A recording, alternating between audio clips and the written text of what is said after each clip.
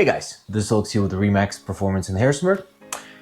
And as you might have heard, the 10-year Treasury bonds, which are used as pretty much a coefficient for mortgage rates, are going up.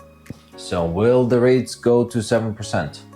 I don't know, but let's break this down. If they do, that's what it means for you as a buyer.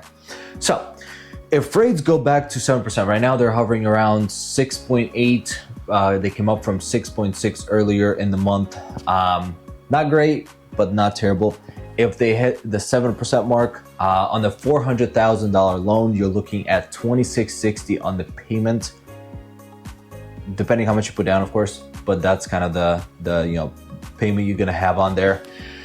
If the rates go to 7, we're already seeing like 8.5% slow down in the mortgage applications recently, so that's not good. And also think about a psychological wall that it is for people that are locked in at 3, 4, 2%. They're looking at 7. They're going, what is going on? Why is this?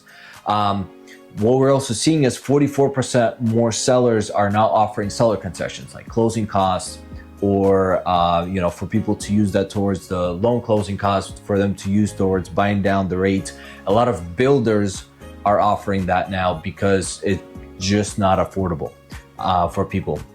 And another thing is for people that are locked in at those 3%, they don't want to move, which means there's not a lot of inventory in the market, which means there's the prices are higher because the demand is high and the supply is low. It will be fine if the rates hit 7%. Of course, I mean, rates were already 7-8% last year. Nobody died. We'll be fine.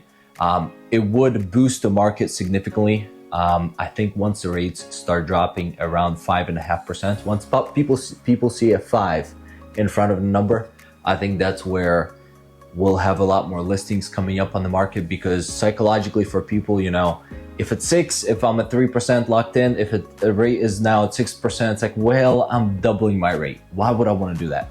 But when it's 5, it's like, well, we need an extra room. We just had a kid, or we need to downsize and we can actually afford the payment now when the rate is 5. I think it's a psychological barrier for people. We'll see what the market does. And for more real estate news, follow me on social and subscribe to my YouTube channel. This was Alex with Remax Performance in Harrisonburg, and I'll see you guys on the next one.